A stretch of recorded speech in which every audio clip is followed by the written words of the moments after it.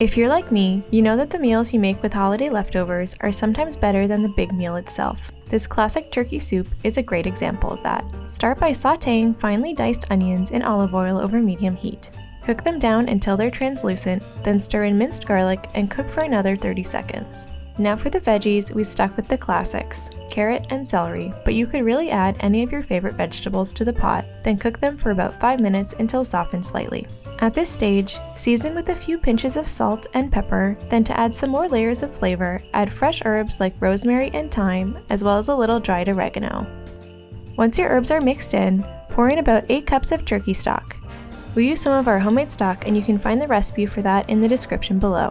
Bring the stock up to a boil, then add about 12 ounces of your favorite pasta noodle and stir.